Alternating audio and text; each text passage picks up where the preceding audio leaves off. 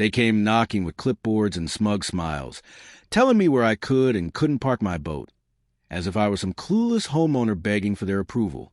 What they didn't know was that the lake they loved to control, the very one they hosted their fishing tournaments on, didn't belong to their shiny little association. It belonged to me. So when they threatened fines and eviction notices, I didn't argue. I smiled, signed their paper, and waited, because when the day came, it wasn't me packing up and leaving. It was their entire fishing club, standing in the mud, watching their empire collapse with one signature from the real owner of the lake. The paper was taped crookedly to my front door, its edges fluttering in the morning breeze. I knew instantly it wasn't good news. The Homeowners Association didn't waste perfectly good tape unless they wanted to make a point. I peeled it off, the glue leaving a faint line across the oak, and read the bold print at the top, violation notice. They had photographed my boat, as if it were evidence in a crime. The letter demanded I move it within 7 days or face fines, escalating daily. My lips curved into a slow smile, because the boat wasn't the problem. It was the fact they thought they owned the right to say where it belonged. I set the notice on my kitchen counter and poured coffee, staring out the window at the lake. The water rippled lazily, sunlight scattering in gold flecks across the surface. That lake had been my father's before me and his father before him, deeded land stretching back farther than the HOA's cookie-cutter subdivision had even been imagined. They thought they were in charge here. They had no idea who they were dealing with. 2 hours later, the HOA president himself came striding down my driveway. Tall, balding, perpetually overdressed, Greg Stanton carried authority like a weapon. His tie flapped in the wind as he approached. "Morning, Mr. Hale," he said, his voice clipped official. "I assume you've seen the notice." I sipped my coffee without offering him a seat. "I have." "Then you understand the violation. Boats are not permitted to be stored in driveways. They must be in garages or off-site storage." I glanced at the gleaming 30-foot vessel sitting proudly at the edge of the drive, its white hull catching the sun. "That boat won't fit in any garage." "Then it must be moved," he snapped. I let a silence stretch between us, studying him, the way a fisherman studies a twitch in a line before yanking. "Tell me, Greg," I said finally, "when's the next fishing tournament?" That threw him. "Excuse me?" "The tournament. Your club's summer classic. When is it?" He adjusted his tie. "End of June." "Why?" I smiled faintly. "Just curious." His eyes narrowed. "Mr. Hale, this is a negotiation. If the boat isn't moved within 7 days, the fines will begin. And if you refuse to comply, further action will be taken." He pulled a pen from his jacket and pointed it like a dagger. "No exceptions." When he left, I stood for a long while in the driveway, watching his back retreat toward his Mercedes. "A fine," he said. "Further action. No exceptions." But there was one thing Greg Stanton didn't know. He was trespassing every single time he set foot on that dock across the water. His whole club was, and I had the power to end it whenever I wanted. I waited.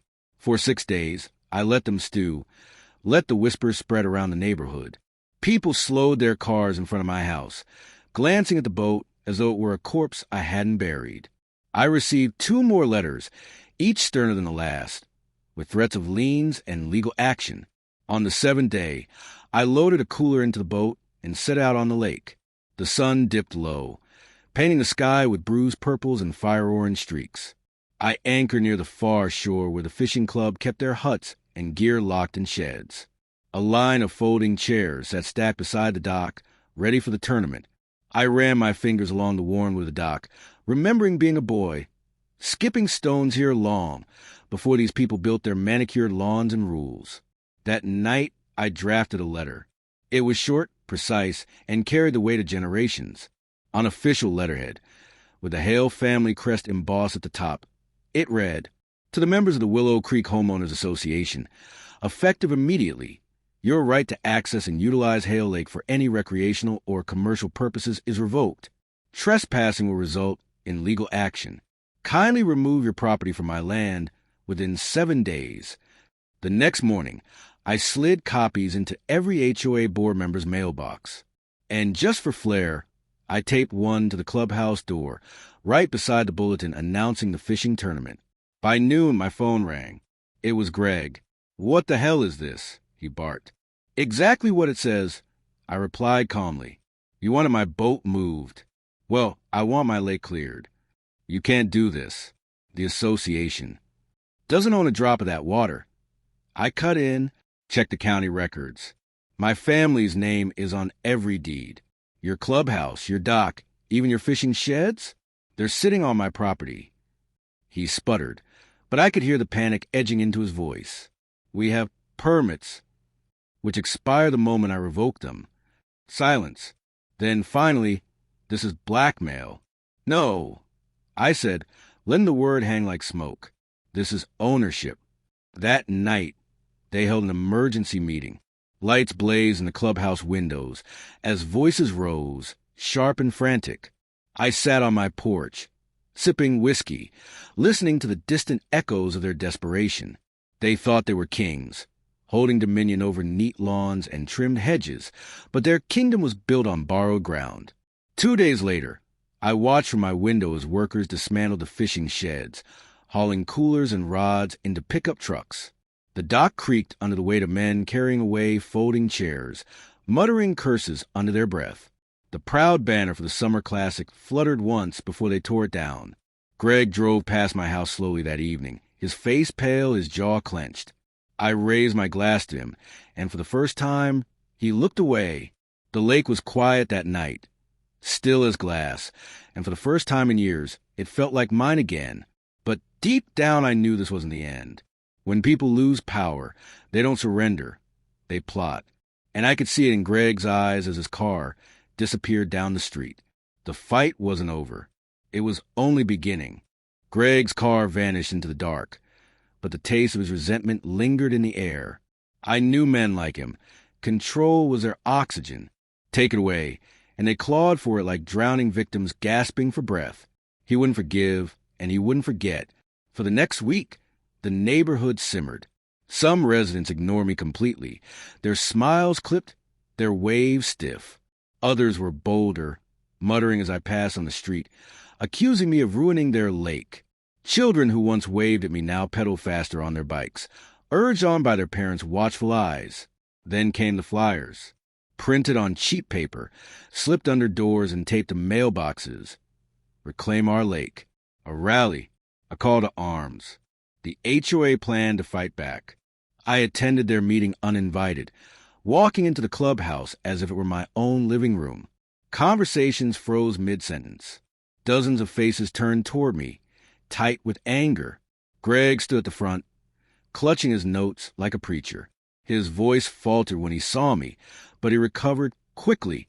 "Mr. Hale," he said, lips curling around the name like it was sour. "This is a private meeting." "On my property," I replied, stepping further inside. "So, technically it's not private at all." Gasps rippled through the room. A woman near the front whispered to her husband, her knuckles white around her pen. Greg raised a hand for silence. "You're tearing this community apart," he said. "These people moved here because of the lake, because of the amenities. You think you can just strip that away?" I let the weight of his words hang, then spoke clearly. "I don't think. I know. That lake was never yours to give. You sold dreams built on borrowed land. And now the bills come due." Murmurs filled the air, sharp and restless. One man stood, red-faced. "We've fished here for years. Our kids learned to swim in that water. You can't just—" I cut in. My voice was calm, but the steel underneath it carried. "And I have. Trespass again, and you'll deal with lawyers. Or the sheriff."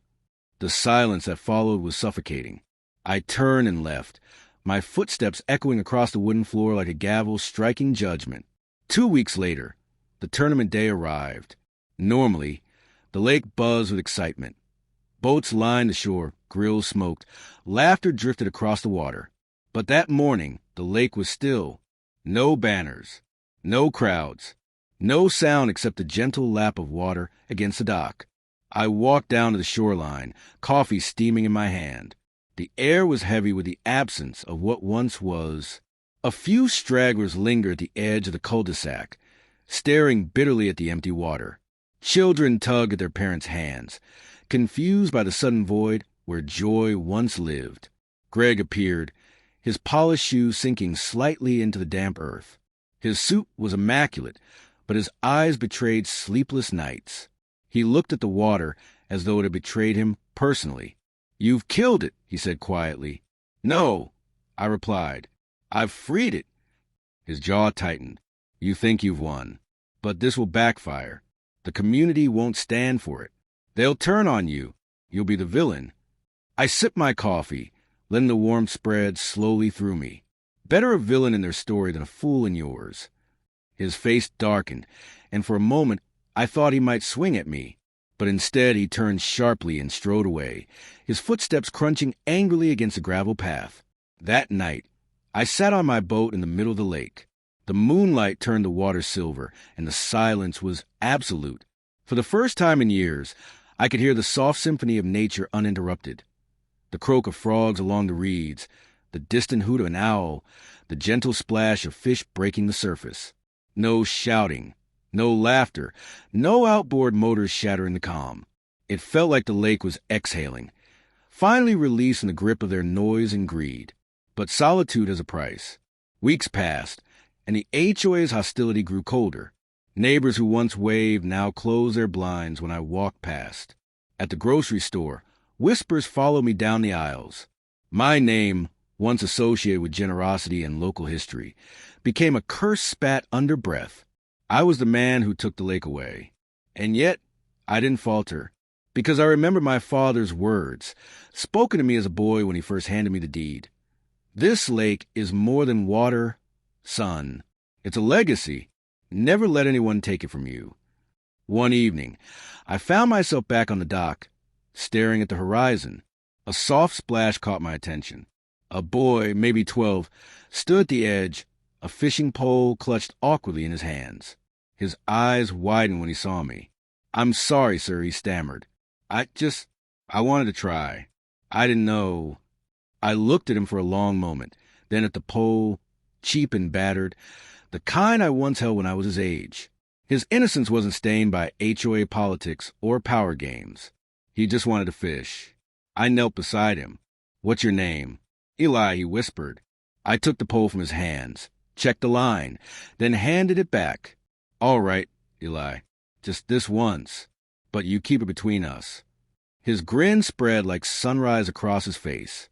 Together, we sat in silence, lines dangling into the water, the world around us shrinking to the simple rhythm of patience. When his pole jerked and a fish broke the surface, his laughter rang out across the lake, pure and untouchable.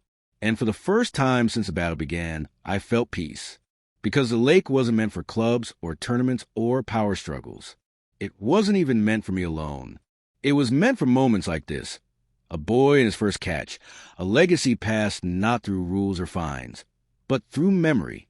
The HOA never reclaimed their fishing club. The dock remained bare, the banners gone, the echoes of their laughter erased. And though they still looked at me with resentment, I no longer cared, because I had remembered what the lake truly was. And as the water reflected the stars above, I knew that in silence I had won. If you felt the power in this story, the calm after the storm, then don't let it end here. Hit that like button. Share this with someone who loves a good twist of fate, and subscribe for more unforgettable tales, only on QAStories. Your next story is already waiting.